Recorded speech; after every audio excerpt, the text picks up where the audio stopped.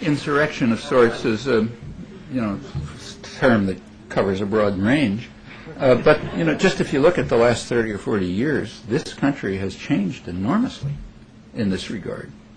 So, like I said, if you go back for, say, Boston, liberal city, you literally could not have public demonstrations against the Vietnam War in as late as 1966 without them being physically broken up by attacking hordes of people, most of them students, attacking churches, all sorts of things, being applauded by the press. And that was after 5 years of bombing South Vietnam. So remember, the war in South Vietnam, there was so little protest that nobody even knows what it was. But if you look back to the records, you find out what it was. The U.S. first supported the French effort to reconquer their former colony. In fact, Marshall Plan aid, the noblest thing in history, Marshall Plan aid to Holland and France approximately covered the costs of their efforts to reconquer their former colonies. So American taxpayers were paying the French through the Marshall Plan to reconquer Indochina. And the U.S. supported it, of course. When that failed and the French pulled out and there was a political agreement, the U.S. instantly undermined it, wouldn't accept it.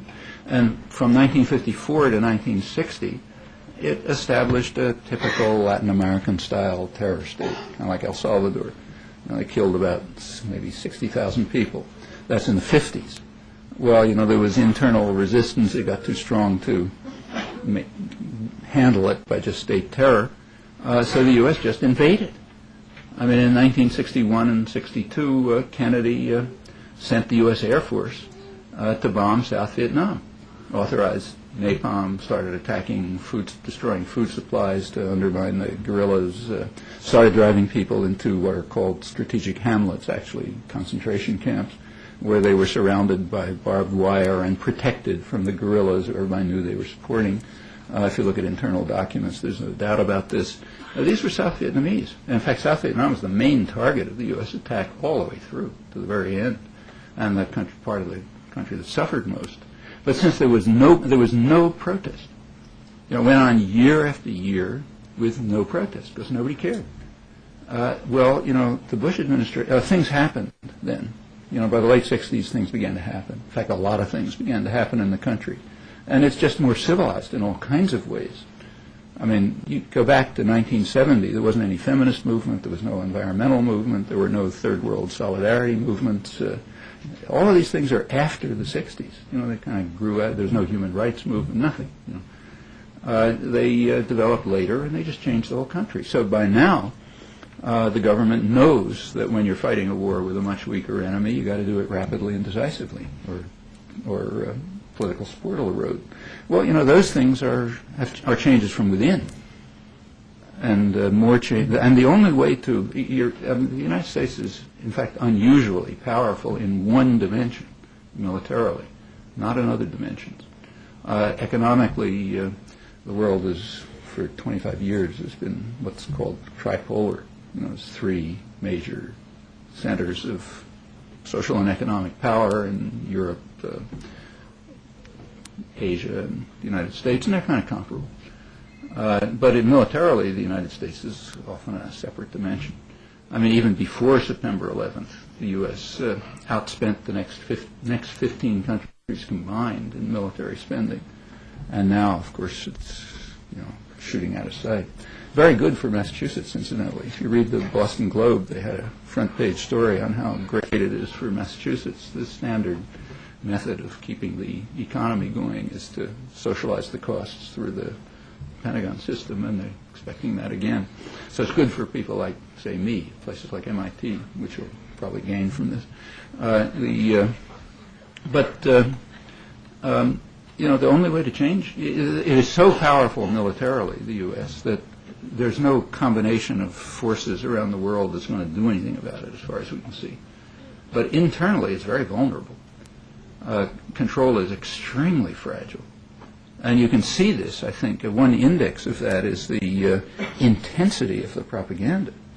If they weren't afraid of the domestic population, you wouldn't have all these crazy lies and suppression. Why not just tell the truth? It's a lot like what I was saying before. It's just obvious truths. Well, why don't you read that all over the place? Well, because they know that if people know the truth, they're just not going to accept it. They're going to revolt. So you have to have massive propaganda, things like drug wars, international terrorism, whatever it may be. But that shows that people who want to change it are in good shape. It's a very hopeful sign that there's have to be such tremendous efforts to control the population. In fact, if you look at the intellectual journals, it's quite interesting, the journals of opinion. I mean, if anybody raises a question about anything, they're just tantrums, hysterical tantrums. You can't mention anything, any elementary truth, which is critical of the propaganda line without eliciting tantrums from the left, incidentally. And that's a very good sign. It means that consciously or subconsciously or whatever, they're well aware of the fact that control is extremely fragile, which means that it's easy to break. And in fact, there have been a lot of changes in the last 30 or 40 years by people who did it, who were devoted to that. So I don't think it's a hopeless situation at all, quite the contrary. Actually, protests, even though this case, September 11th, that's the first time ever that there has been, that the West has suffered the kind of thing it does to everybody else. That hasn't happened before. And there actually was a terrorist attack against a strong, a rich, powerful state. The whole history of Europe, that doesn't happen. The atrocities are somewhere else, right? Like in the Congo or India or something like that, Philippines, whatever. Here it was on home soil. That's new. What you might expect is if you didn't trust, if you really had contempt for the population here, what you'd expect is a call for revenge. Didn't happen.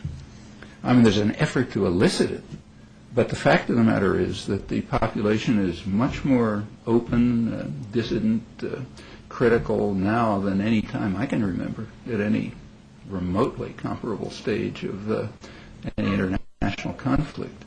And there's all kind of indices of that.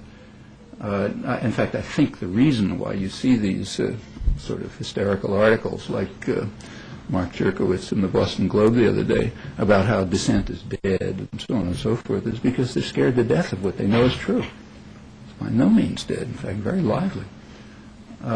Surprisingly so. So there's plenty of opportunities, I think.